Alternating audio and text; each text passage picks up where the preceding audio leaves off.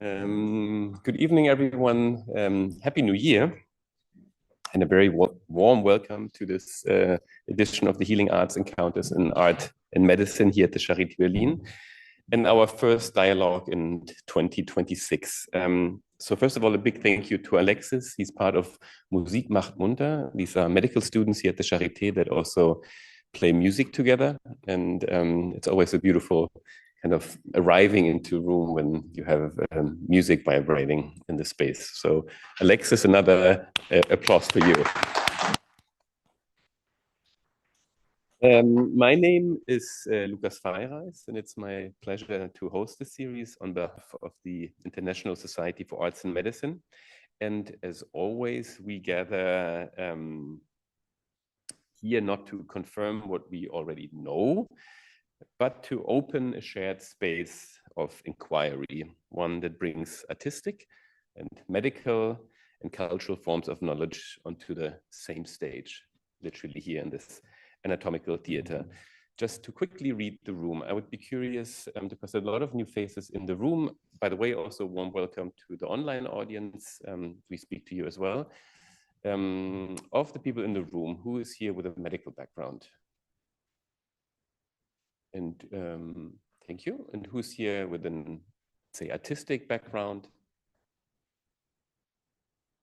And both of them? No. And you can raise both hands actually.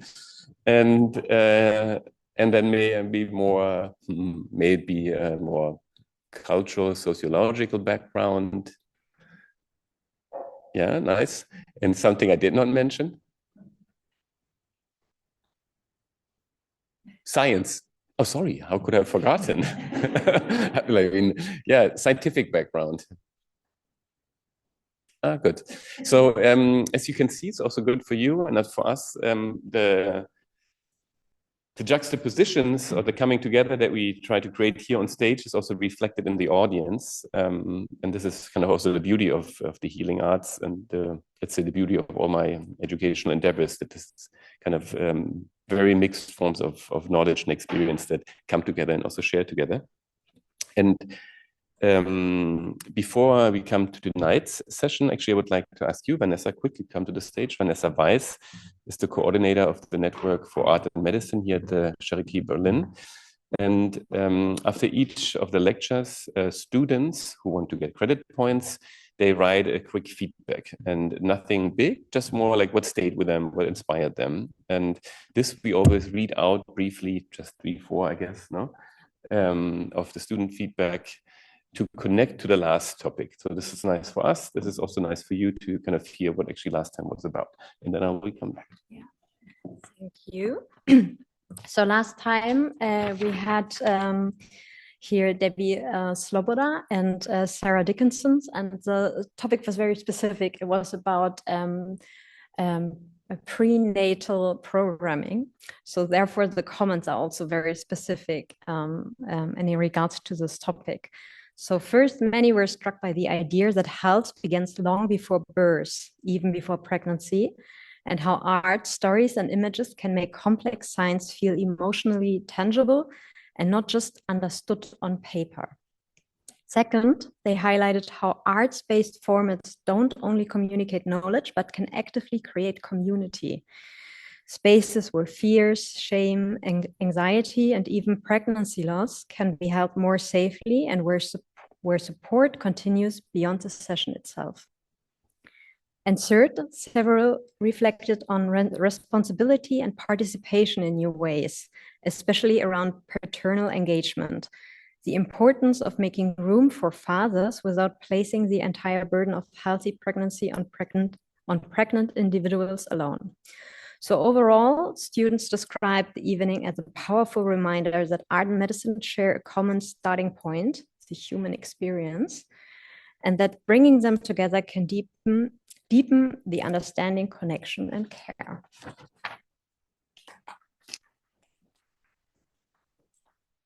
And actually, I would like to take the chance to also thank you, Anne, Professor Dr. Anne Berghöfer, who takes care of all of this here on behalf of the Charité. So thank you. And also for coming always. Anne. And Stefan Willich, who's also just arrived. Thank you for making this all possible.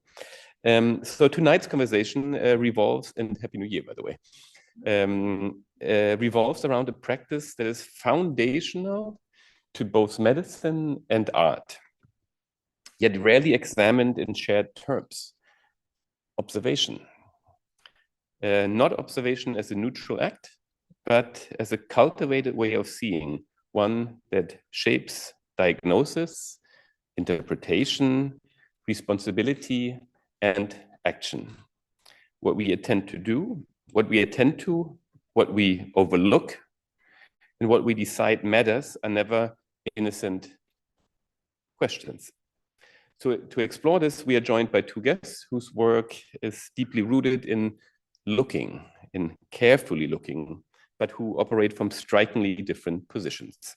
Dr. Luc Haenen, trained as a heart and vascular surgeon, and active in clinical practice until December of 2024, has spent many years investigating how disease appear in art, from the old masters to contemporary practices. His work asked how painters such as Caravaggio or Rubens depicted illness without access to pathology, and how contemporary artists continue to engage with disease, decay, and vulnerability using a wide range of media. Through careful, almost forensic attention to images, Luc proposes that learning to identify illness in art can also retrain our capacity to see, especially at a time when attention and focus are increasingly fragile. And on a personal note, that's actually quite funny, we met last September in Paris during the opening of a common friend, the Berlin-based French artist Tomias Rodin. And we were introduced while we hang out at the opening, and you have a little drink in your hand, to Céline Mathieu, an artist that I also know from Berlin originally. And we immediately started chatting. And actually we hit it off, let's say in simple terms, and realized all the different kind of connections that we have. Our second guest, Ahmet Ögüt. I start with a personal one, I come to the professional, and we've known each other now for a decade. For a little bit over a decade, and we met during an opening, we were introduced to each other during an opening, I think at the Café Berlin. And ever since have become close friends, but also have worked on a lot of different projects. You have been literally in every educational endeavor that I've done since, from the Radical Cut-Up Master of Design and Arts that I did at the Sandberg Institute, through the University of Arts, where the professorship for transdisciplinary artistic design and education. You participated in exhibitions that I curated. You were part of books that I did. And I don't know, we've been kind of following each other here in Istanbul and everywhere in many different ways. So it's beautiful to have you back here again. But Ahmet approaches observation as well, but as a critical artistic practice. Working across media and context, his projects examine how institutions, how infrastructures and social systems determine what becomes visible, audible, and actionable. So rather than offering images to be consumed, his work often creates situations that test perception itself, asking who is recognized, who is protected, under what conditions intervention becomes possible. And this question takes a very concrete form in Ahmet's recent public artwork, Saved by Art in London, inspired by a real accident, in which a metro train was prevented from falling by a public sculpture, Whale's Tale. We'll hear more about this tonight. And the project asked a deceptively simple question: can art save lives? By gathering and exhibiting public testimonies of moments in which art has tangibly shaped or sustains people's lives, the project shifts the discussion from metaphor to lived experience, from symbolic meaning to real-world impact. So set against current debates in medicine, public health, and cultural policy, this raises a delicate question. How do we acknowledge moments when art truly matters, even saves lives, without reducing art to a therapeutic instrument or demanding the kind of proof that erases its complexity. So bringing Luc Haenen and Ahmet Ögüt into a conversation allows us to navigate this tension between diagnosis and interpretation, between evidence and experience, between observation and intervention. It also invites a broader reflection on what it might mean for medicine, for art, and for society to take ways of seeing seriously also as a form of care. So as always, we begin with a short opening reflection from our guests, followed by a conversation, and as always, space for your questions or contributions. Those of you who are here for the first time, this is really what this evening lives from, is the conversation that we have together here. Your questions, I will start by breaking the ice, but it's an open discussion here in the room. So thank you for being here tonight and for helping to keep this transdisciplinary stage alive. Let's begin with you, Luc. Thank you very much.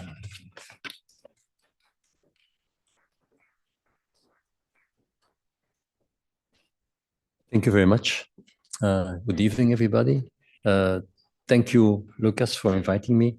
Thank you, Vanessa, for having this warmth in the temperature outside, which is mostly a minus 15 or so. And also Ahmet, who I met this morning.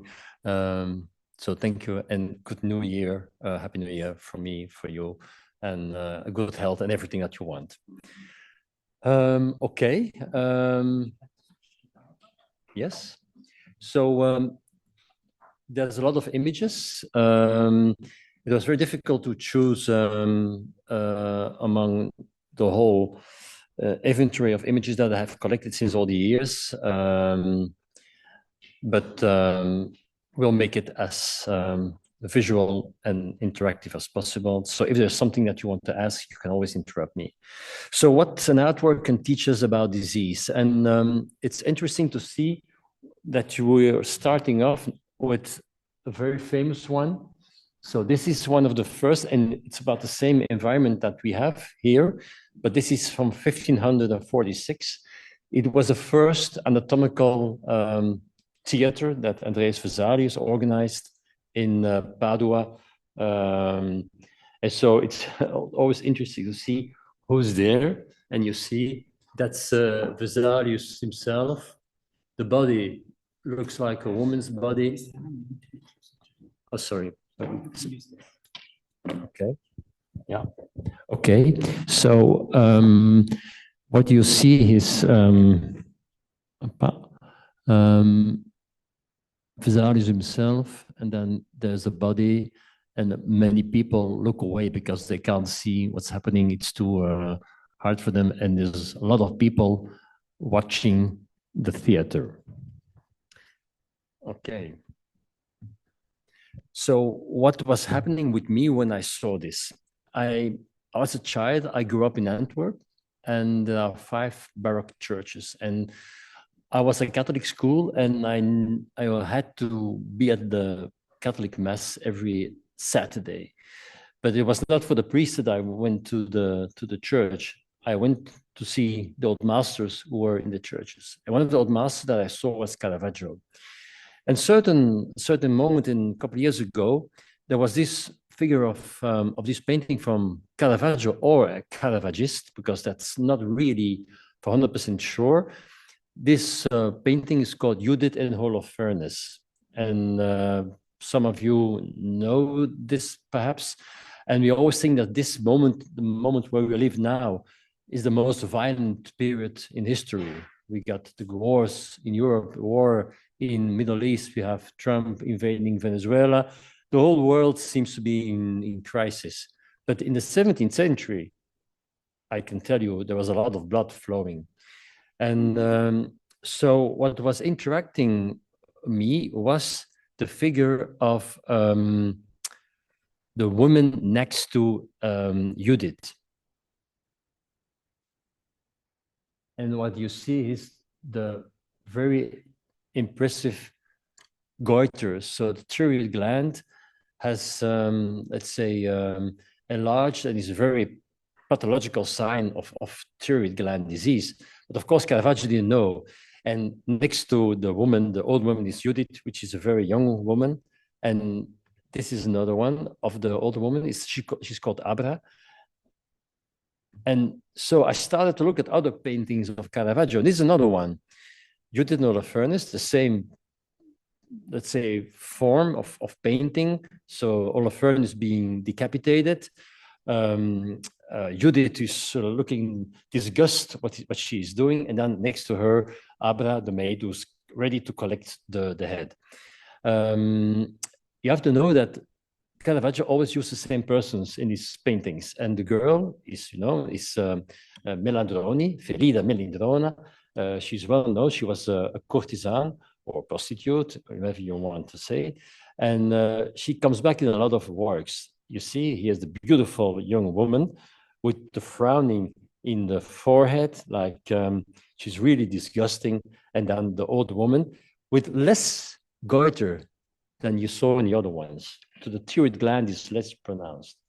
And you see another way of Caravaggio, the crucifixion of the Holy Andreas, where we have at the bottom of the work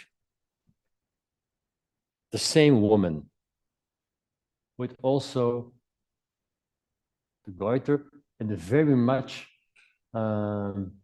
visible jugular external vein.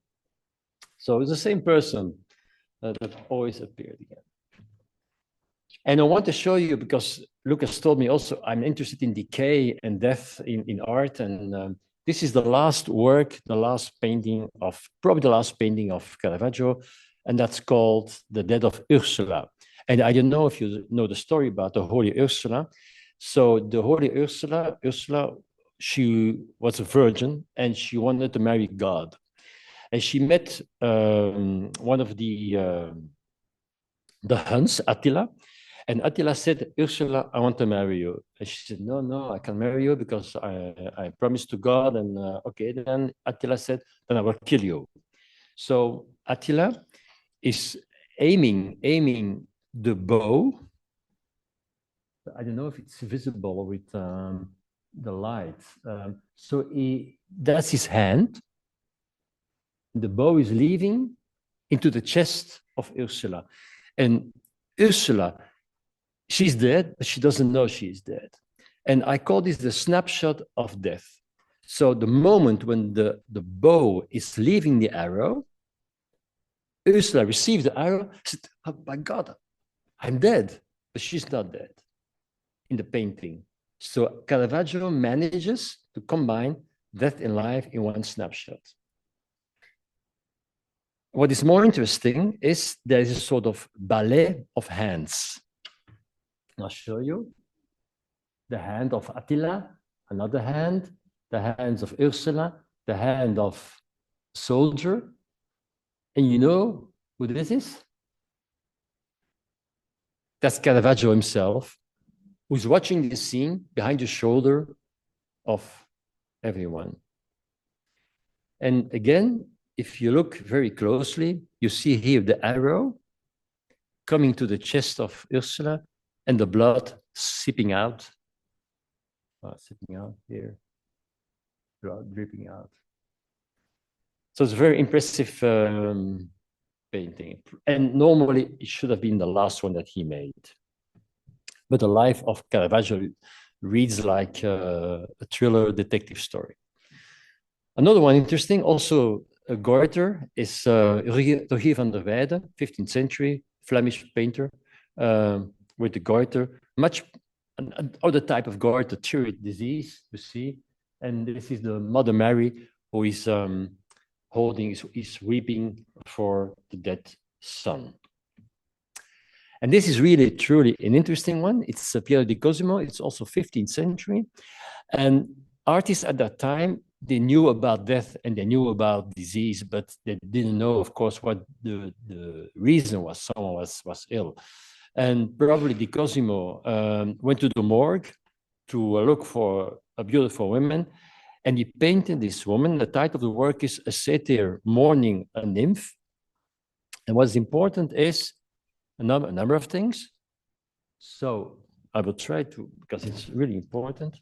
So what you see is, you see here in the neck, you see here this little wound. Then you see also the blood seeping out. And you see a very particular how the wrist is bent. And the combination of those two elements here, next one. There's another one. So you see here the wound in the neck, the arm. There's also some trauma on the forearm. So the combination of those couple of elements means that there was a violent accident. It's a violent thing happened before she died. And probably she was cut in the neck. There's nerves coming out from the brain along the neck vertebrae. And then, as a result of it, the arm got paralyzed. So the nymph is not so much as a nymph, but it was probably not that what Di Cosimo saw when he saw the woman at the morgue. And this is for my city, Antwerp. These are the three graces of Rubens. I say, yeah, that's nice, but there's a lot of disease to be seen. So you have this, it's Hélène Formand, so it's the young wife of Rubens, but they all have this curve in the vertebrae. The leg is shortened, the pelvis is in another axis. So also the joints of the women from their fingers are also disturbed. So this is called the Trendelenburg syndrome. It's a familiar hereditary disease. So the grace is not so grace anymore. This is another one. It's Rembrandt. Rembrandt was probably the first who painted an abnormality of the female breast.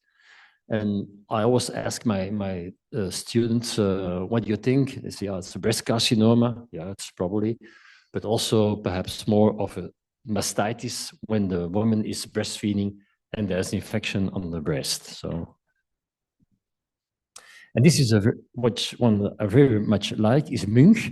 So we know Munch about the scream, but Munch also was a very social painter, and he did this painting in Paris. It's a very Pieta-like, so the mother and child. And what you notice is, so this is a child which is not a normal child. That's red spots on the chest, a large head. The mother is crying. All right, this is the detail. Anyone knows or can think about what kind of disease the child may have? Paris in early 19th century. It's congenital syphilis. And of course, because Munch made this painting, it was very much a scandal at that time because you could not paint children with congenital syphilis. And this is German, Schad, Christian Schad, Neue Sachlichkeit. And he took an operation as his inspiration. So this operation is called Der Operation, or appendectomy. And Christian Schad is this one. And the nurse at the top is the only one that had a blue suit. All the rest has white ones. This is also very interesting, also about disease. It's Alice Neal, a female painter in New York, very interesting person who spent her life in Spanish Harlem in New York, and she saw that there is a lot of social and disease linked to, let's say, non-white people. And then she painted this one of the former lover's brother.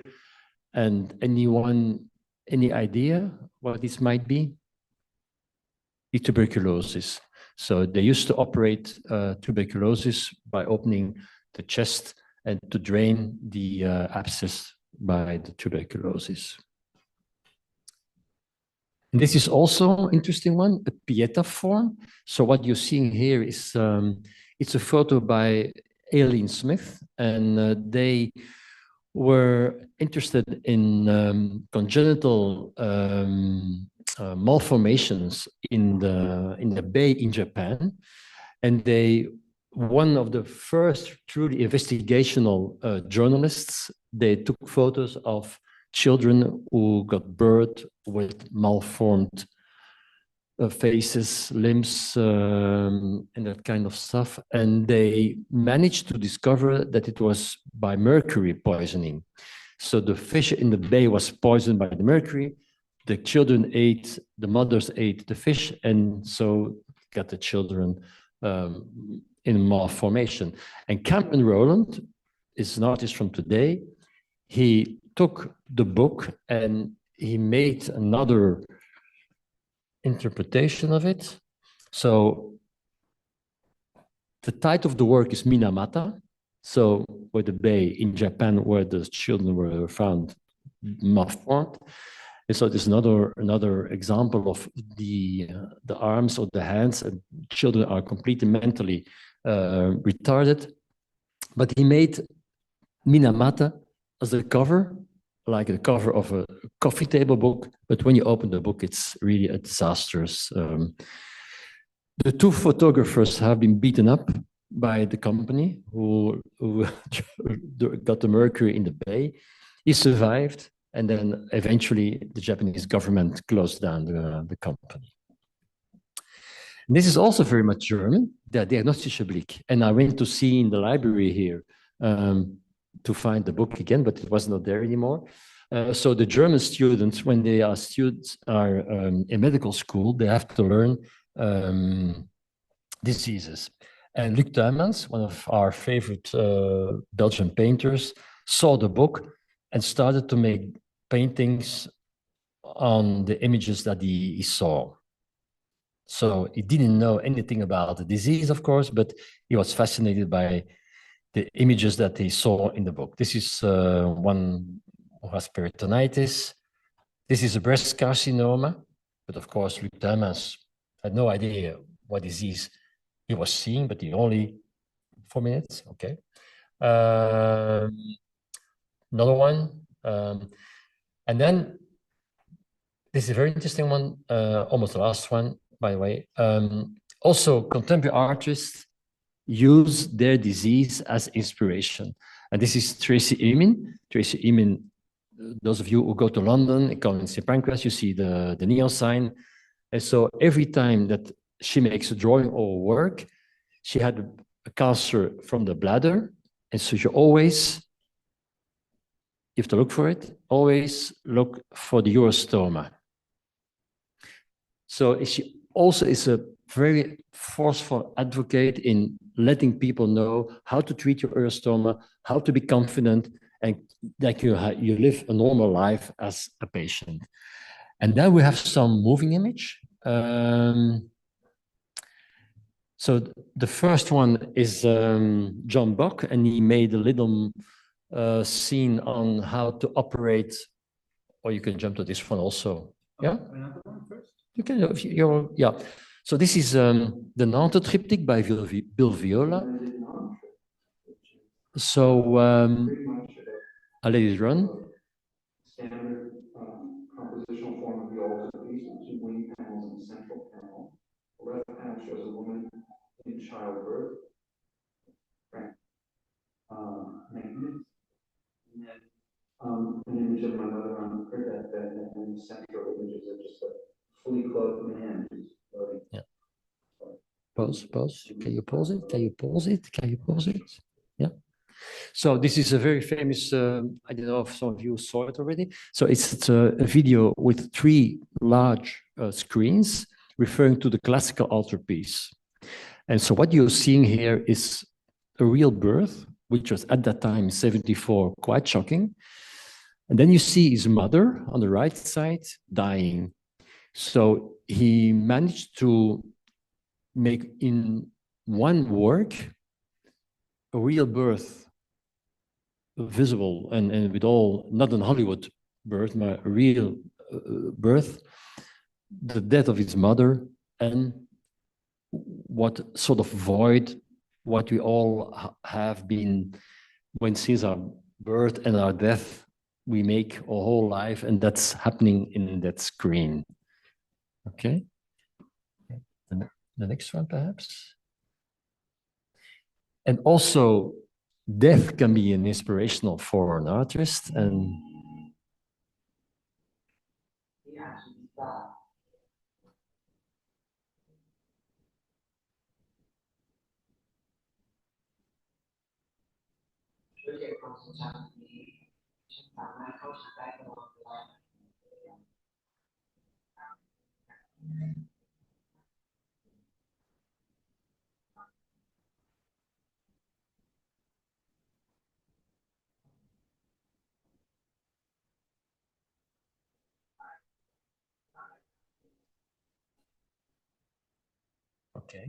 okay, so this is another video of Korakrit Arunoncha. He's a Thai artist who makes a lot of videos. It's what we are seeing here is the dying of his grandmother.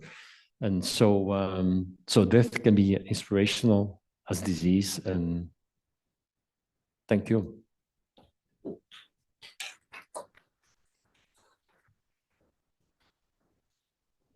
Directly to you, Ahmet, and then afterwards we enter to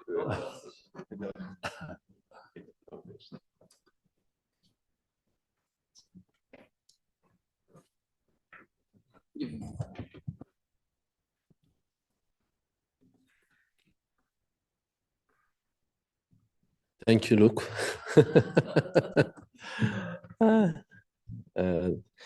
Let's reborn. Now, time to reborn, I think. Wake up. So I want to talk about life more and how to cure diseases through art somehow. I can go with this. Oh, yeah, okay, cool.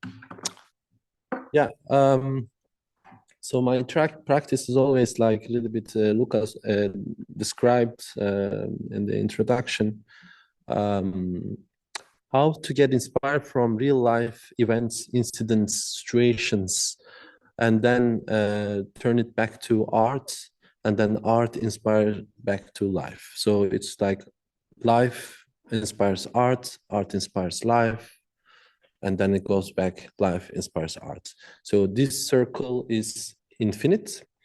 And in that circular events, a lot of things are happening. And my art is also happening in between. It's in between life and art. Sometimes it is more life, sometimes more art. So I get inspired from these things and stories I hear, like this one I come across in 2020 in Rotterdam, when a train goes off the rail at night. On the last station, it lands on a sculpture which happened to be there. And the sculpture was just like this 20 meters long whale's tail shaped sculpture, just by coincidence being there. It was just a decoration envisioned by the architect who designed the station. And then the train driver couldn't stop, so kept going and landed on the sculpture, and he survived. And his name is Christian. I just learned in Ghent, actually. The professor who invited me to do a talk there, he said, I know the guy, by the way, my brother works with him. So finally, I was trying to reach him as well, because this is kind of like a surreal story from the real life, right? And when I was invited to I do a lot of site-specific works, and I was invited to London. There is a project art institution called Art on the Underground, Ministry of Transportation. They have this art department since 1920s, actually. Since 1920s, they invite artists to do commissions, like Man Ray did a poster, for instance, in 1920s. Many artists contributed works in stations in public space all over London, sometimes as poster projects, sometimes as installations, sometimes as sound projects. So I was invited to also come up with an idea, and I said, again, I don't need to come up with an idea. There's a lot of inspirations in life. So I proposed this incident. And how can we use this incident as a kind of symbol, as a kind of real life proof that art is not just a symbolic tool. Art is not just something that takes something from life and turn it into something just symbolic, but it's beyond. It could even by accident or on purpose can save life. So it's not just something symbolic.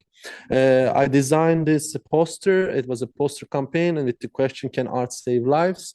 And I knew that people have a lot more stories. So I knew that people will come back with stories, submit stories. So I wanted to design an art award, Saved by Art Awards. It was called For People, not for artists, for people who witness art saving life, not made by them necessarily, but anything that they were eyewitness for. And I made this like surreal looking painting. We installed it at the station. It's still there for another year. And we did a campaign and people submitted us stories. Quite a few stories came. And in this context also, the winner is very special and specific, I would say. Here you can see Helen Whitley is a painter, trained as painter, but also nurse. And her story is based on her experience at the hospital. This is when I hand over Helen because of her storytelling, the award. And this is her story. And her motto was, medicine teaches you to look fast, art teaches you to look again. And I really liked that statement in the story. She's also a writer, she's a painter, but she's a nurse. And she was in the hospital. There was this emergency case, and a patient came without, unconscious way, and they were going to put the patient in an MRI machine. And she quickly, at that moment, because of her artistic skills as well, and also as a nurse, she needs to notice things very fast. She noticed the bracelet that was very beautifully done in the hand of this arm of this patient, and then she stopped them before they put the patient in the machine, because that was a pacemaker that was beautifully designed by the daughter of the patient, because her father didn't want to wear something ugly, because that's a warning for a doctor to see, not to put this patient in a machine. Otherwise, they could explode the brain or the heart of this person if they do this wrong procedure. So she saves the life of the patient because of her artistic skills and also because of her skills as a nurse. So, and she beautifully tells the story in this. And that's why she very well deserved the award. That's kind of brought together, art and, those practices at one. There was other stories about that as well. I mean, the work still goes on. Somebody goes to the station, sees my work, who's actually from that little town near Rotterdam, and photographed this incident, was passing by the incident, sent me this photo from 2020, and also took my brochure back to there and photograph it with the Wiels there and send it back to me as well. So this is not my assistant. This is not somebody I paid money to do that for me. This is not necessarily an art audience. This is somebody who just come across this image, this surreal image, and then immediately that reflects back to the incident they witness, and then take this story, feel the responsibility kind of to complete this circle. So that's what I like about a lot of ideas, that they have longer life than what I can even envision and imagine. And I know that this work itself will have a lot longer life. Hopefully we will be able to hand over a lot of Saved by Art awards to new stories to come. And when about after that or afterlife project, I wanted to add this also in this presentation quickly, because it was basically how I can imagine organ donation as a kind of artistic gesture and donating my heart, inspired from Onkawara, who when he was alive, he was painting every day the date of when he was still alive every day. He would do this work, I'm still alive, and the work would be just the date of the painting. So the date would be painted on a canvas and until he dies. So I am actually measuring my pulse every day almost. I started every day and now almost every day, 3 years, I think. I'm doing this. This is from yesterday. And the idea is that if somebody acquires this certificate, that today somehow they share the responsibility to deliver my heart to the right place, to the right hospital, which was when I started 3 years ago, it was Al Shifa Hospital, which became dysfunctional and functional again, and we don't know it will be functional when I die or not, or if I'm going to be close enough, because you need at least 5-6 hours close proximity to deliver a heart to a hospital to the right place that it could be functionally donated. But I still see the performative possibility of this work becoming my latest work. I already did my latest work, Afterlife, before I did my other works, I would say. Similar to that, there was a collective, there's a collective from Denmark, Superflex. They did the work in 2014. They exhibited this emergency room, operation room, and then like real functional equipment in a gallery. And then when a collector buys the work, they only receive the photo of the equipment. And then that moment, the equipment is sent to 2 hospitals, one in Syria, one in Palestine. So it goes back and it becomes an operational room. So the artwork, it's like an opposite of ready-made. You know, the ready-made you take from in the factory, you put it in the gallery, basically remove the function from it. And they wanted to play with this idea and reverse the ready-made and exhibit first. It looks dysfunctional in the gallery, and then they send it back to the hospital, and the photograph goes to the collection. So the collector buys the idea at the end of the day. Another sister project Christine Borland did in 1992 asked people, when she did the exhibition in Chisinau, asked people around, around her to contribute with objects that people believe that save their lives. So these are like small things, small objects that saved life. So it's very much a similar sister project also another artist did in 90s. There are also literally life-saving devices designed by artists. So these are like useful art, arte utile kind of artworks. And this is a Judy Vertain's Brinco shoes project, which helps people to cross illegally from like Mexican border to United States. So these shoes have a lot of like compass and a lot of other life-saving map and a lot of life-saving things included in the shoes, and that was gifted to people. Michael Rakowitz's very famous project Parasite that also used the hot air coming out of the air conditioning systems of the buildings and used cheap plastic to create a shelter for homeless people, people without homes. So they could use these heated shelters to remain heated. Maybe for south of Berlin right now, we need that as well project because there's no electricity and heating right now there.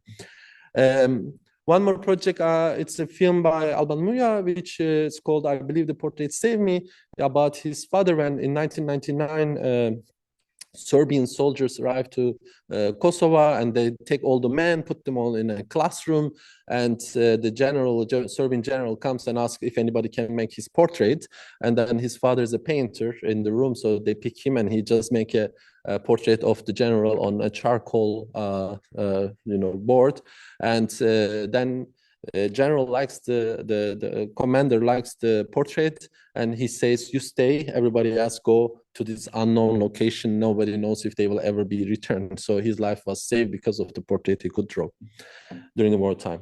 I might have probably more time, but we keep for the discussion. And I talk about slightly different work I've been doing, a bit more personal, but also it's kind of a test for the audience as well. Another test I do.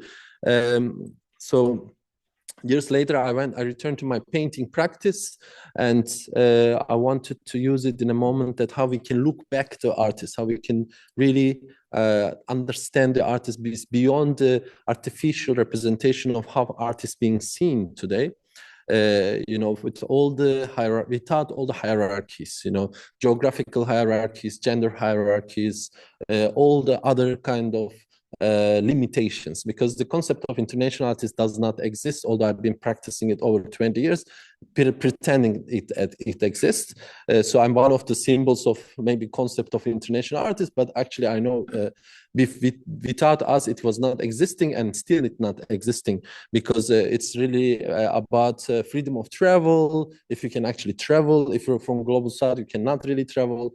You don't have the same accessibility. Depends which part of the world you come, and what medium you choose also is very much limited. And in this work, I wanted to imagine an art world more honest. So every artist is almost burnout, but they are successful. But they're also not limited to gender limitations, age limitations, ethnicity limitations. They are based in a random city, working with a random medium.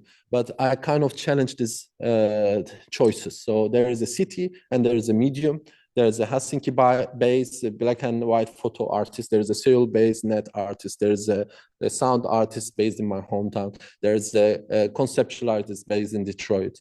There's a glass artist based in Baghdad. So when you look at these portraits, I never tell which one is which. And you also don't see in the images, you don't see the whole paintings.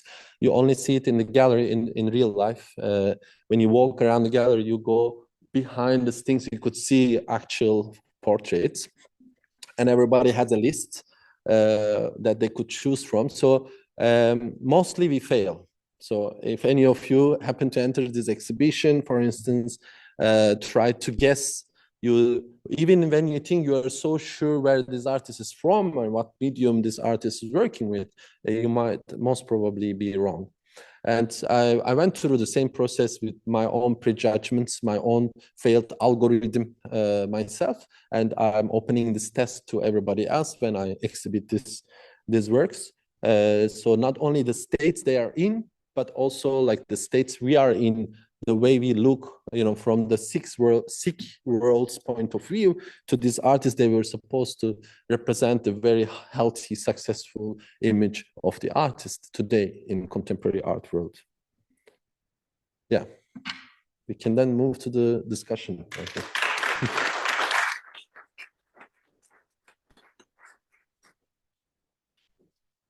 Microphones. So one is for the two of you and one I keep.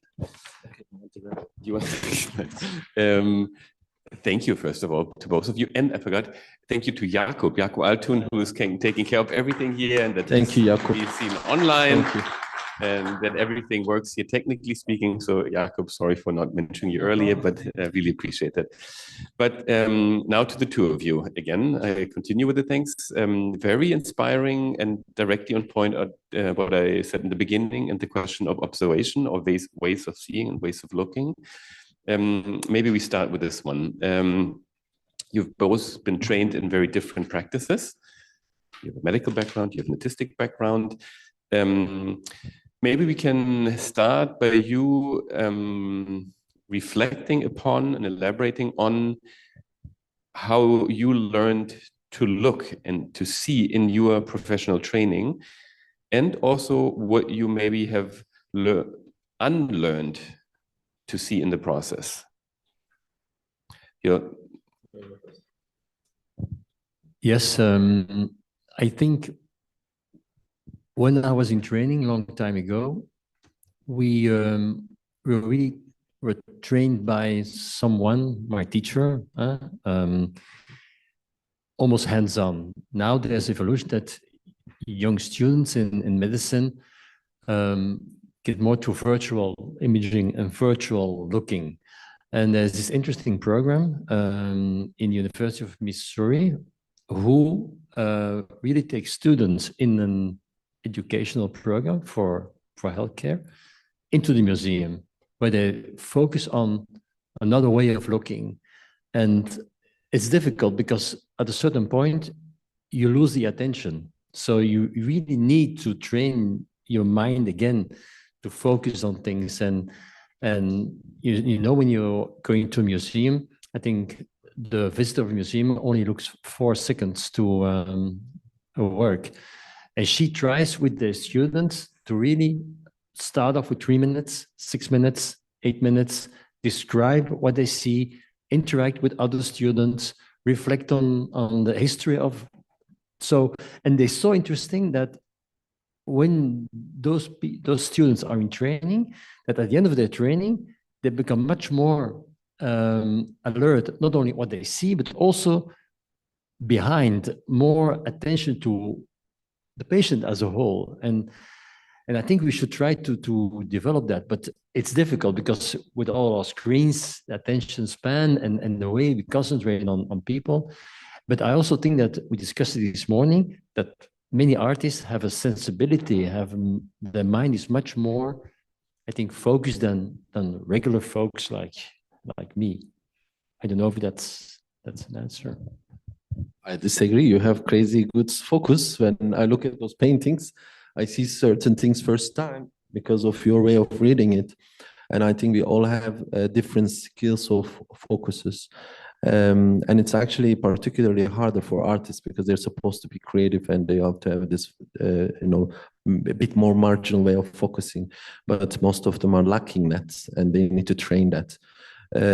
So for me, as a conceptual artist and as a maker, as an artist who also makes artworks, I think it is not about like how far we develop our skill or IQ, how much is developed, but it's about this. I don't know if it's called rightfully. Maybe I am pronouncing or saying it wrong, but meta quantum kind of thinking, which is basically it's not about how great you could think in higher levels, but actually how you can look yourself from outside, look your own thinking from outside.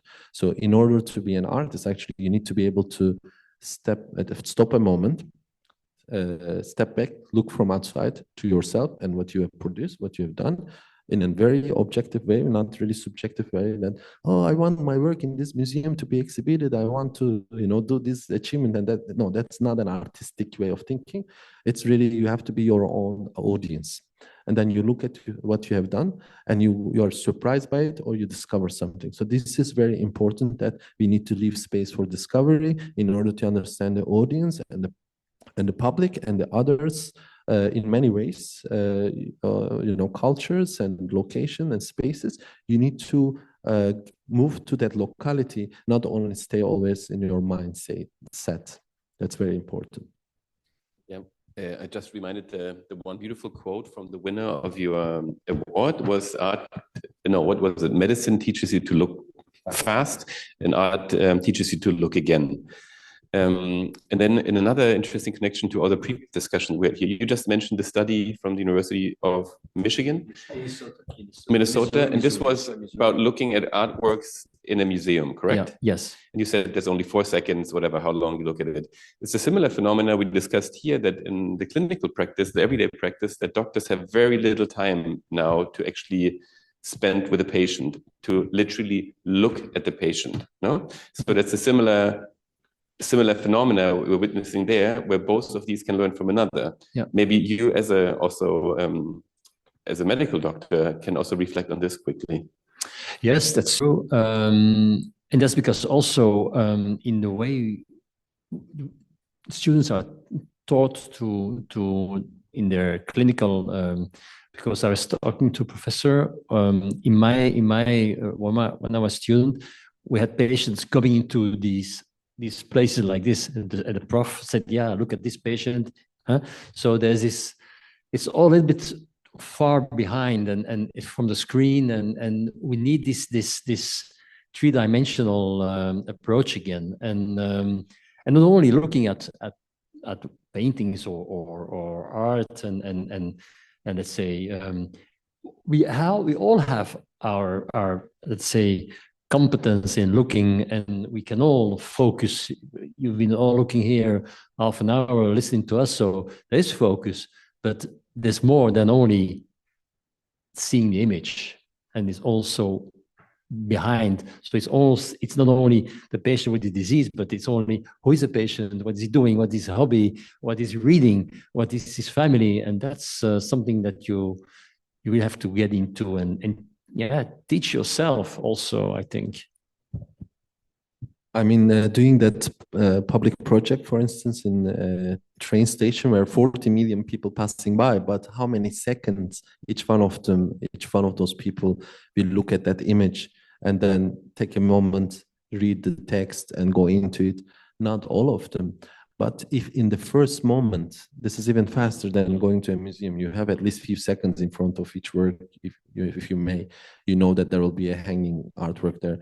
In a public space like that, you don't even expect that, and you can just pass by also. So the work needs to be able to talk to you, but the talk shouldn't stop there. So it's not just one-liner, but it should have this access. It should be inviting you. It should make you curious.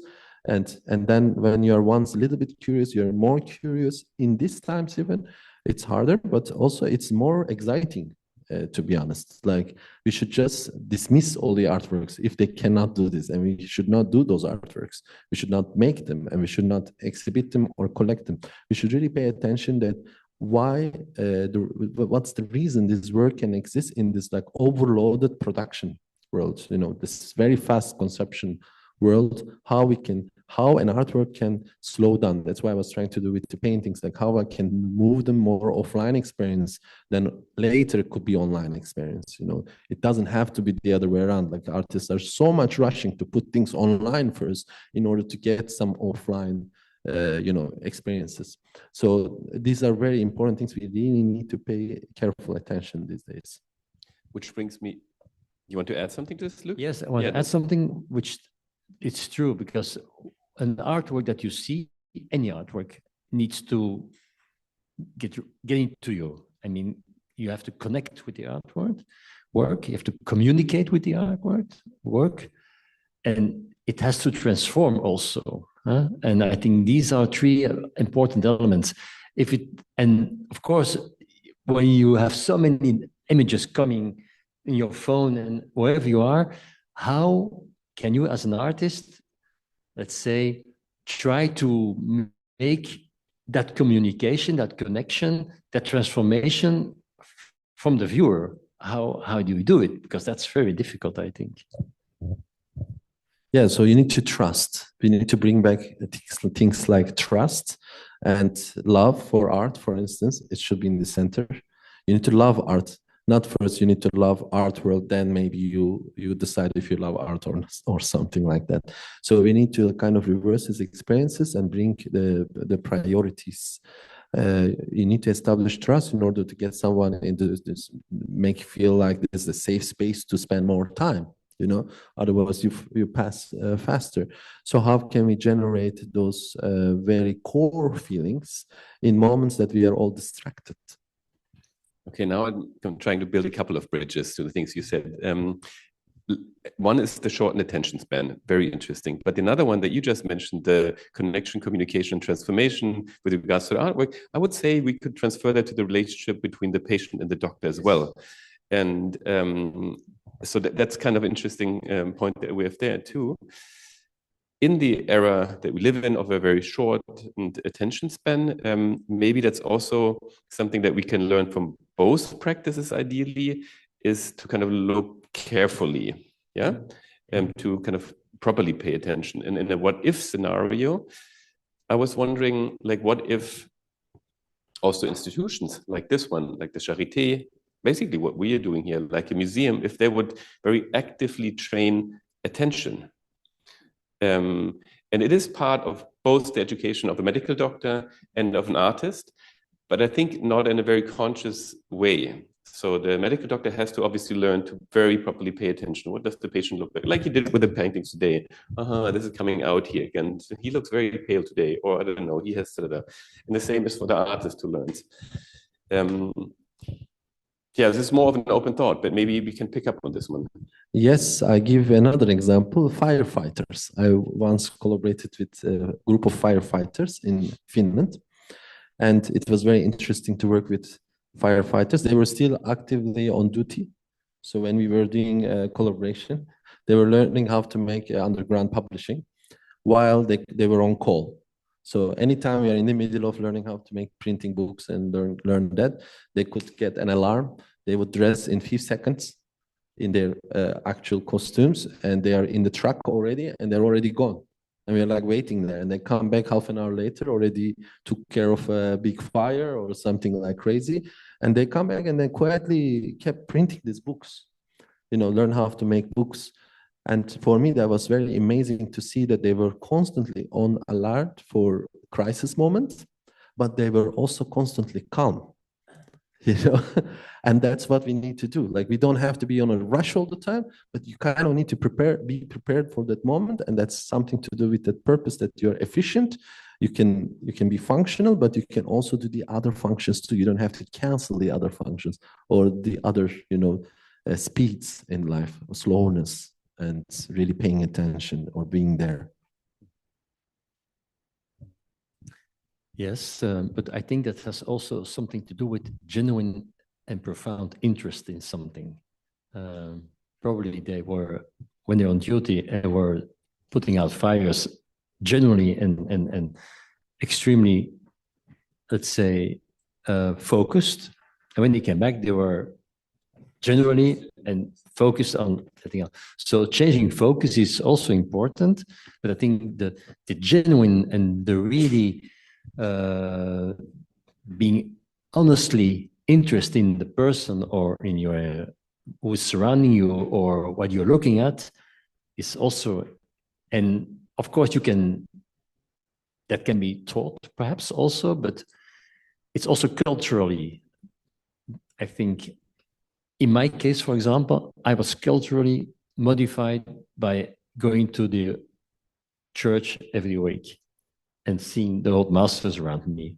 I'm sure that has culturally modified, like your youth has also modified you. I like the word genuine that I was searching for. I could have used earlier. It's very important that that's in the center. The genuine interest. If you have that, everything is already again fun, and you always have creative solutions to it, and you have a purpose and a reason. So that should be in the center, of course. Before I open the mic to everyone here, maybe another point. We also recently posted this on the International Society for Arts and Medicine. Your project is called Saved by Art. The title was Can Art Save Life? There's a publication that recently came out, I think it was last year, by Daisy Fancourt, who was also one of the authors of the 2019 report of the WHO on, was a big report by the World Health Organization on the effect of arts and health on health and well-being. Very seminal kind of research work. And the current book is called, if I remember correctly, Art Cure, the Science of How Art Can Save Lives. And what Fancourt argues in the book is that engagement, cultural engagement, has a very strong benefit on health and well-being of people. And that in particular, the confrontation, that's maybe not the right word, but looking at original artworks massively reduces stress. So this is really an argument basically for your project as well, no? Almost the same title. But it also plays back to you. I remember you telling me a story that you went with your medical students to the museums to look at the artworks. So I would like to get a little bit more like personal experiences and stories from you guys. I can tell you this experience I had last year in Kharkiv in Ukraine. There was an exhibition at Yermilov Art Center. Kharkiv is a city every day being bombed, and they didn't have a normal life, everyday life, since a couple of years now. And the curators, they wanted to finally, the art center was used as a shelter and all the other functions, and they wanted to make a normal exhibition that's not only focusing on the war, but really have this exhibition opening moment, invite everybody local, also international who is around, to come to this opening and experience this exhibition opening environment under very radical conditions. And my contribution to this exhibition was, I was wondering if they had any original artworks collections in the city before the war. And they had a collection of the literature museum and a private collector's collection. And they evacuated this all original artworks. So it was not safe for the original artworks to be in Kharkiv anymore. So even if you make exhibition, you cannot experience your own heritage. It's too dangerous to put their original Ukrainian artists' works, historical ones. So my proposal was to make reproductions of these works. And I made reproduction of 3 Ukrainian artists' works from 60s, 70s, and early 2000s. And then they exhibited those with the condition that until the war ends, they can exhibit my reproductions. And the origin until the original returns. When the original returns, they can ship me back the copies. So people can still have this. They experience their own heritage in this on the spot in this place without putting the heritage in danger. I'm fine to put my reproductions in danger, no problem, but without putting the heritage in danger. So there's always a way to experience and create these experiences. And of course, imagine like we are talking about this shortened, moments. People go very quick moment. They don't even look at the artworks anymore. But in a place like that, if you can't have you have a show like this, everybody, of course, was there and everybody spent time with this exhibition. And it was really important experience to get back to this normal experience of looking at the art and not necessarily originals. I want to make a brief comment on 2 studies. Like you told me, Lucas, you got to World Health Organization in 2019, where they stated that in epidemiological studies, art really improves a lot of healthcare related stuff. And also in the latest publication of Daisy Fancourt, the thing is that I think in the second one, she really measured the stress hormone level. And that's why she really could, in a scientific way, I don't say that epidemiological studies are not scientific, but the thing is that if we want, because we all believe, we all think, I'm sure, and you are sure, and everyone who was here thinks that art can save lives.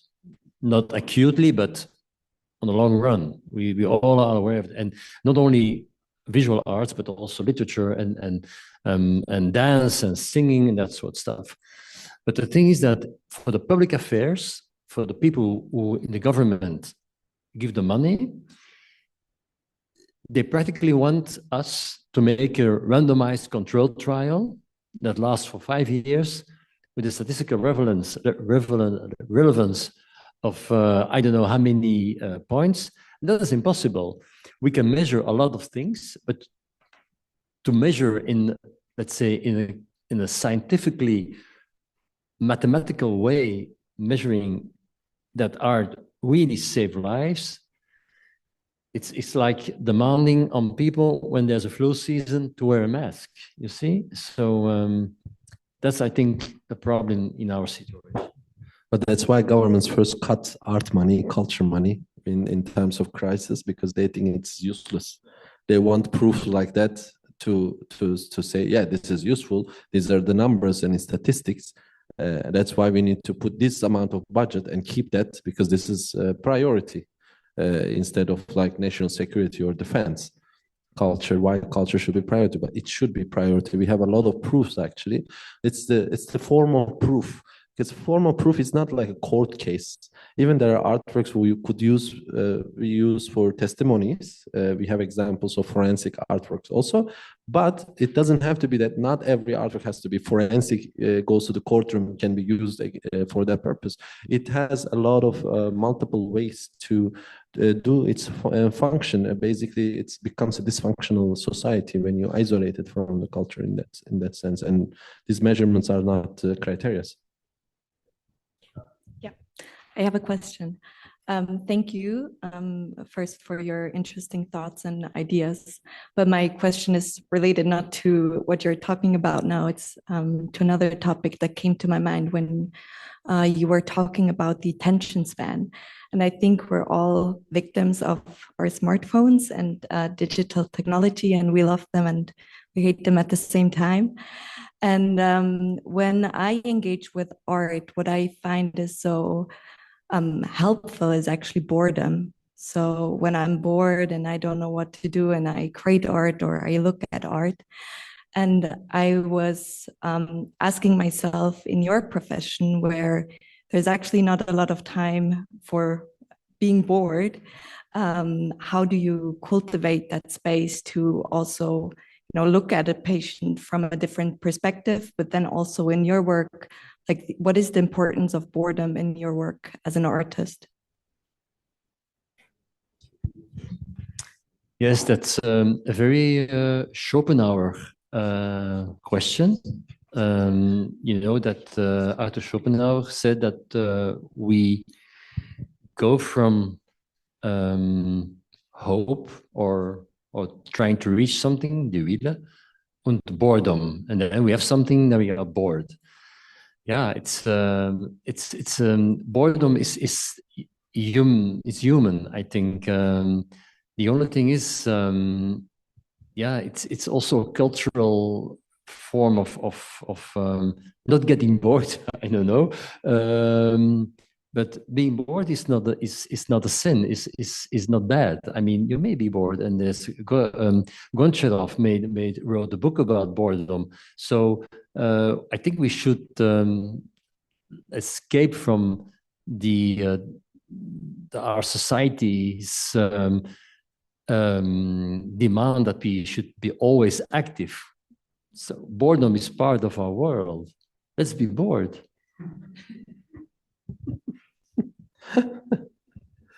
This is not going to be the last sentence of this talk today. Statement hashtag. There's an artist called Mladen Silinovic, and he passed away now, but when he was alive, one of the most productive artists I have ever met. And he every day, at least with something, it's like A4 papers, he would do like little artist books, every day something he would produce. And he wrote a manifesto of laziness. And, he made a manifesto about why artists should be lazy. And he also wrote this about also being an Eastern European artist and, Western. It was a kind of like a challenge manifesto. And it's interesting, it comes from one of the most productive artists, but he was always making shows at his living room, even when he was taking part in biggest exhibitions around the world. He never stopped doing that. And he was always excited to welcome young artists. Like I entered his house like that as a young artist. He would treat everybody the same. So that was incredible to see that an artist is an artist when they speak English. No, because you had this work as well, an artist who cannot speak English is no artist. Again, a critic. So it's a silent artist, or it's a speech, an artist cannot speak or cannot produce. Does it mean that? No. That has a lot of time for laziness. Are they lazy artists that cannot speak German, for instance? So if you think, depends on the criteria, like boredom can be also something to do with privileges, and we can enjoy our privileges when, the firefighters can be bored at times, but they're always prepared. If you are not prepared and just bored, it's not interesting. If an artist closes the door in a studio, makes this, complete amazing time alone, and nobody witness, and then you have a boring work, even the artist is not enjoying afterwards, hanging on the wall of a museum, that's not it, that's boring. Boredom and boring is two different things in that sense. And boredom actively used by multiple artists, also Hüseyin Alptek can use it as well as a kind of slogan. So it's very proactive tool, especially artists coming from certain countries, because it has a lot to do with privileges as well. I just sorry for interrupting this fantastic new topic, but I just wanted to come back to your a little bit pessimistic point that public authorities want to see RCTs.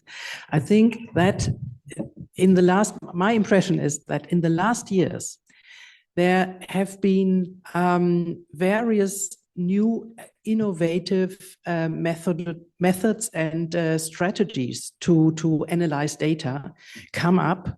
And for example, something like the emulated target trials. This is the latest cry, in observational studies and in epidemiologic studies. And I wouldn't see it that pessimistic as you do. I would say that in the next years, there will be further developments and acceptance, of course, of these innovative biometric statistical targets. Yeah, that's what I see. Not being a statistician, yeah, I'm far away from understanding all this, but my impression is that we come further at this point. Yeah. So yeah, now back to boredom. Yeah. But I think the ISFAM, the society, and I really think they should be, let's say, a voice for the. Speaking of the international society. Yes, yes, yes. Can be a voice to do this, because I think there are many important papers like the Easy Van Court in 2019, but I think for the policy makers, I'm not sure. So I hope that you have this yeah. Yeah, I have a question about non-artificial, non-intelligent, but also the opposite, because of course we all are very concerned about the recent development with AI, and you work a lot also around this. But also in the medicine, we hear this promises of how our lack of attention towards something can be improved with the help of AI, looking at medical images, doing like using the existing research. And so my question is, where is can we be hopeful? What is your opinion on that? If we cannot look, if we don't regain our attention, basic attention span, or doctors don't regain it, will they even more rely on artificial intelligence in that sense? As far as I can see, the large language models are very helpful. They can be very helpful in a number of clinical diagnoses, skin cancer, neurological scans, MRIs, you name it. But on the other way, there's been this artist in Berlin, and they did a reverse one. So what they did is they made oil on canvas, oil on painting, I don't know anymore, or made a photo, and they let the photo get interpreted by an AI program. They're called KO or something. And so they asked the computer, please give me the diagnosis. And the computer said, yeah, this is a lung cancer, although it was just a painting. So you have to be very careful. The AI will improve, of course, but I don't think that the AI will be teaching us more paying attention. We will give more of our attention to our devices and our screens. And that's until up this moment. Probably it will improve. There's a lot of investment going on, and I don't know where it's going to end. For example, there's been this how you look at old masters, and to say this old master painting is from Caravaggio or not from Caravaggio. And some old master experts say, yeah, it's impossible. We are the only ones with our knowledge to say if the painting is from Caravaggio or from Botticelli. It's not from Botticelli, like Morelli. You know, Morelli, Lucas told me about Morelli. So he managed to look at the details, the ears, the hands, the fingers. And so he could discriminate between Botticelli or Lippo. And some art experts from today, they say, no, AI is impossible, that they are, let's say, judging and looking at it's, but just that thing is going to be made by AI that you can teach a computer. Yeah, that's already happening. Companies who can, not old school experts anymore needed most of the cases. Even some experts admitted that the AI technologies of those companies can see that if it's an original Rembrandt or a school of Rembrandt or it's a fake one, they can already go that advanced. But these are not the technologies, the AI we're talking about that has public access. Public access AI that is being used, it's quite dumb. It's really not smart at the moment. Unless you pay a bit, you get a little bit smarter version. But actually, if you think of military technology, the AI they use That's going to be probably for us in 20 years or 10 years, I don't know, but we always get a little bit delayed. They usually test it and start using it all over internally. It's not publicly accessible because it's a very advanced version, and these advanced versions can really like diagnose paintings and detect peoples, and but they also makes a lot of errors. So the idiotic version of it now, for instance, they publish books about mushrooms, health book, and then some people take those books, fake books written by AI, put it on some sites, and they buy these books and they really practice it, and people get poisoned and they go to hospital. This happens also already. This is happening because it's the idiotic version. But there's nothing to fear about it.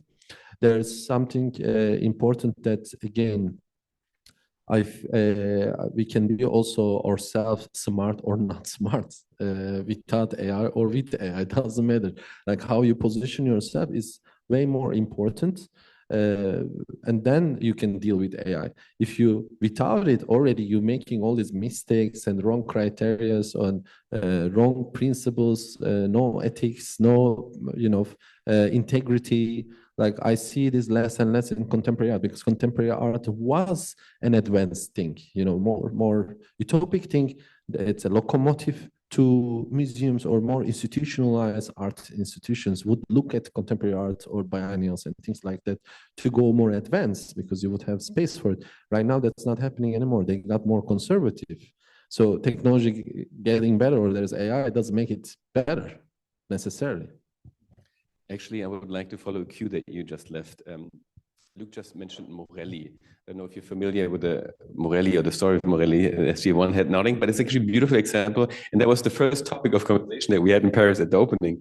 And it fits and brings together the topics of tonight, or generally of the healing arts. It brings art, it brings medicine, it brings literature together. So there's an essay from, I think, 1972 by Carlo Ginzburg. Carlo Ginzburg is an Italian historian. His approach of microhistories, in German it's called Spurensicherung, like track finding, path finding. And he tells the story of three people: Arthur Conan Doyle, Sigmund Freud, and Morelli, and sees where the pattern matches. And it is in the observation of details. And that's with Freud, by looking at little things to see the bigger picture of the patient in front of him, little behavioral things that he kind of gets a bigger picture. Arthur Conan Doyle, the author of Sherlock Holmes, who was a medical practitioner himself, and the character of Sherlock Holmes is one who detects from little things. There's a bit of dirt on the shoes, and he sees, it's the earth that's near Paddington Station, and so he's able to very closely observe. It's all about observation, the topic of tonight. And the third one is Morelli. They're all contemporaries, Conan Doyle, Freud, and Morelli, who was a historian who, under a pseudonym, I think a Russian name, published very important art historical research papers, where he was able to detect fake original masters from real ones by looking, as you just told the story, the ears and the fingers, because these big paintings, they were not only made by Caravaggio, they had, or whatever the master was, they had a lot of students. But when they did the ears and the hands, that's when the master said, okay, rest for a moment, I'll do the final touches. But actually, this whole essay by Carlo Ginzburg is a very beautiful summary of tonight, observation in the arts and the medical practices, and also in literature, all of this written. And this actually, and then brings me to the book that I got from Luc this morning, which is called, he published it, What Patients Read After Heart Surgery. So this is a collection of photographs of the books that lay on the tables next to the patients in the patient room, what books they're reading. And this is another beautiful example of a healing art, where an art form, literature, becomes like a getaway from the clinical situation that the patients are in. So I'm trying just to connect the threads here, but there's another question from the audience. Thank you for the interesting discussion so far. I have to go back a bit, if I may. I have one comment on funding and policy, and then back on boredom, if I may. So regarding funding and policy, I have an example of that there is a lot of funding from the project I did my PhD in. It was a 3 million project funded by the EU. It was a Horizon 2020 project, and they funded us to make policy recommendations based on research on why we should fund the arts, because it's good for us. And with that research, one paper that came out that is maybe interesting to everyone who likes the WHO report by Daisy Fancourt is by Mackenzie Trapp. It's a systematic review, really putting together all the research that we have so far on arts and well-being. And now on boredom, so we spoke about boredom and feeling the space and generating genuine interest. And I also wanted to ask you what you think about emotions, specifically wonder and awe, because we're in my lab doing a project on wonder and awe, and so I'm always interested in getting other people's perspectives on these emotions. Could you repeat again the paper that you mentioned, the systematic overview? I don't know the title, but it's by Mackenzie Trapp. That's the first author, T-R-U-P-P. If you type in systematic review well-being, I think it should come up, and art, well-being and art. Can you repeat it again? So it's a study? It's a study. We can by Mackenzie Trapp on a systematic review well-being. You'll find it. But now the question on emotions: wonder and awe. Correct? Awe, like yeah, but that's AWE. That's what I wanted to say about what artwork does with you, and so it leaves you in awe. It connects with you. It communicates with you, and it transforms you. It transforms the way how you look at something, and transforming means also changing your mind. And I think that's the quality of a work. When I see work, when I see Ahmet's works in London Station, I mean, it would struck me. It would struck me, and because it communicates with me and connects with me, and it let me think what the work gets in my head. But yeah, not every artwork does it, and some artworks does that with you, but perhaps not with me. Yeah, I think that's a little bit my opinion. So it's communication, connection, and transformation, and that goes back to the awe and wonder. I'm bored a lot in most of contemporary art exhibitions. I'm publicly announcing that here. They're mostly very boring exhibitions. I'm tired of seeing boring exhibitions, but every now and then I like something. Let's say there's 30 artists in a group show, and then I like something. Even it's a time-consuming work. Let's say I see it for 5 seconds. If it's a video piece, let's say, then I stay there. Sometimes I stay there to watch the whole thing. That's very rare, but it happens. I was very happy when it happened like a few weeks ago. I was very happy that I watched till the end that video of all the works around. And I saw another work that was a painting. I was liking something before I know why I like it. So this is how it should start. That's how you get you in. You like it not knowing why. You don't have to be didactical. You don't have to start with reasoning. As a conceptual artist, I'm saying this. Also, as a painter, for me, this curiosity and wonder and awe of something, that really pulls you in. Then hopefully there is a good reason. After you find out, sometimes finding out is not good. Like you see the wall label and the description, it really kills all this joy. You were imagining maybe something else. But often it makes you more curious and you make more research. You go home, you think about it, and then next morning you tell your mother, your friend, your brother, then they tell their friends. And then there's the rumor. A lot of the artworks, they survive centuries based on rumors. Sometimes they need, artificially generated things, like Mona Lisa became famous because it was stolen in 1920s. Nobody cared about that painting before. It was hanging on the sidewall in Louvre Museum next to bigger Leonardo da Vinci's. They were actually made also very precisely, beautifully, like 3 virgins. So some things are because of the hype, and I don't like hype. Hype is boring. But I like this moment of curiosity. You don't know the reason, you dive in, and that's very important. Emotion, just the last thing about emotions. Somebody told me, I was not painting 20 years. I was like hardcore conceptual artist. Always prioritize others. That was the motto. Don't be selfish, don't make paintings, just prioritize others. And then somebody told me, if this was a therapist or a friend, I don't remember, but somebody told me something very important, saying, you went so far with your mind, you left your soul behind. You need to catch up. You need to slow down your mind and bring your soul back. And then that was my translation, that I always love art. That's why I keep producing art in all this boredom, around. But I had to then practice more again because I'm a maker. I had to remember that I'm a maker. It's a great, beautiful skill, especially in the COVID times. You can produce artworks from distance without traveling. That's great.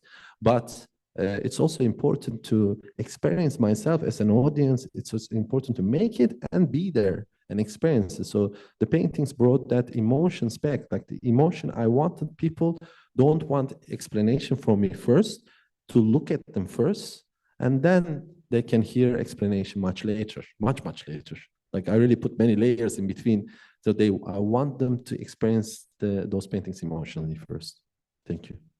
There were, it seems, no more questions from the audience, but I kind of have still two remaining questions. And the one is kind of the same one that I was asking in the beginning, because I'm not yet satisfied with your answers. So, and that is, again, the ways of seeing, the ways of looking. And I've been the whole time trying to remember the name of my high school art teacher, and I cannot come up with the name.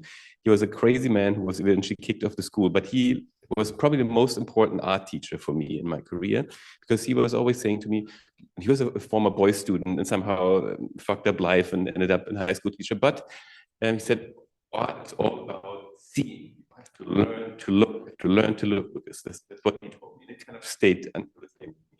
I wish I would remember the name right now. And I asked earlier, how did you learn to look? And you answered, but not properly. The most I got out from you being in a Catholic church, looking at the paintings. I think that's a very powerful image. But I would like to have another person answer. Where do you think, because you have such a good eye, Ahmet, like the way you look, you analyze, where would you say, and the same for you, we've seen this in your presentation, where did you really learn your way of seeing? I think in the relationship between art and disease, work, look at me. I don't look at the work. It seems that works where art and disease are connected, they find me. I go into a show, a museum, and wherever I go, I see works related to disease. And so I don't know if I really have been developing my mind, or it's just a coincidence that by being a doctor or being trained as a surgeon, I have another mind, like an artist has another way of looking at the world than people who sell clothing or I don't know why. I think it has been there already, but probably my profession has developed it, and art has even more developed it. And I don't think it's really so there was already been a sort of interest, of course, being accelerated by my profession, and then my interest in contemporary art, and art is even more. I think that's. I hope that's satisfying you. No.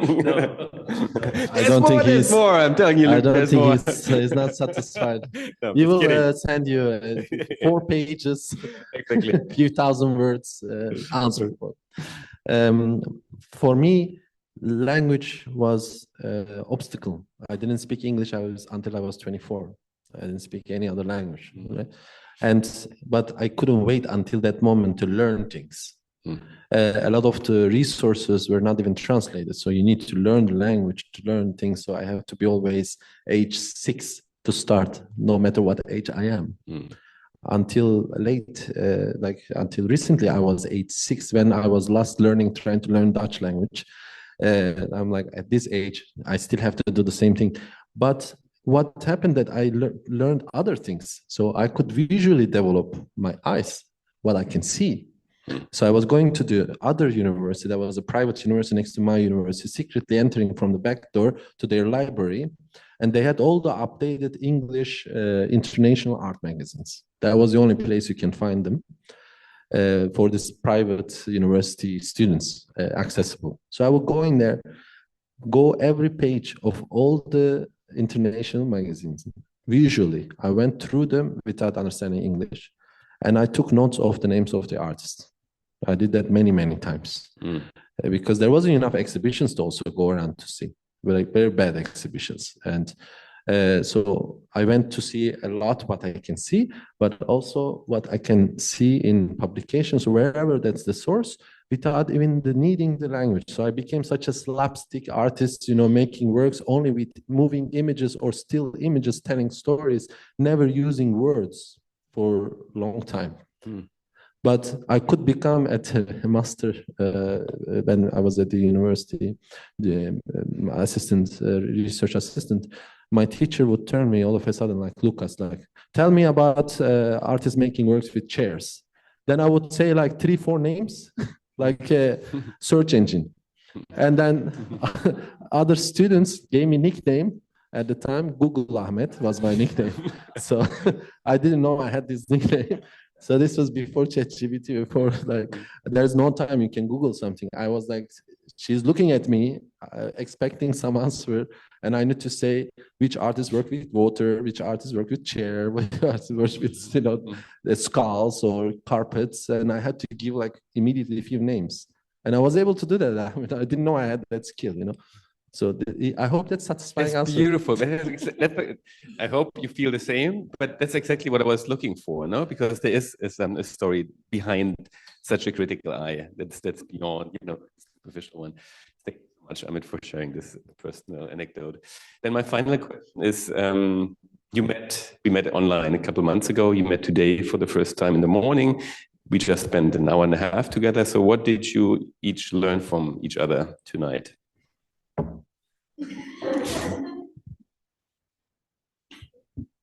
I can be honest, Ahmet GPT, is UT is much too strong.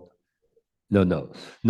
I really enjoyed our talk this morning. I learned a lot about yourself.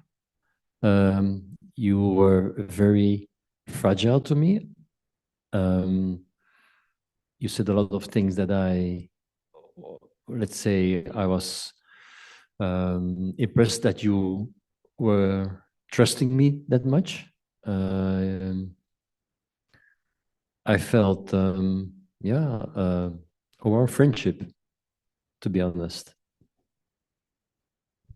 Yeah, I felt also I have a new friend now.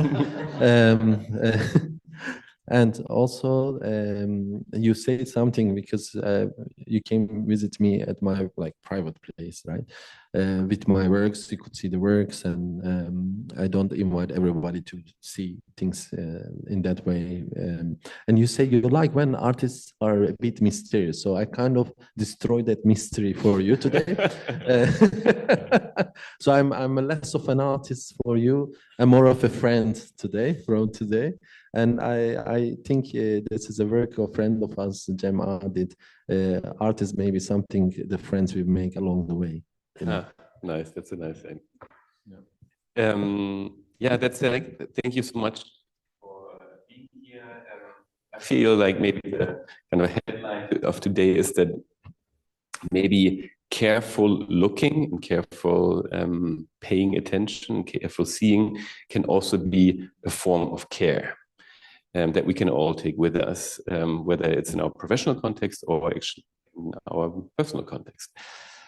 That said, I would like to thank you all for being here, for joining us, both here in person as well as online.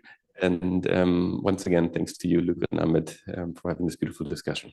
Thank you, and see you in 2 weeks, I believe. Yes.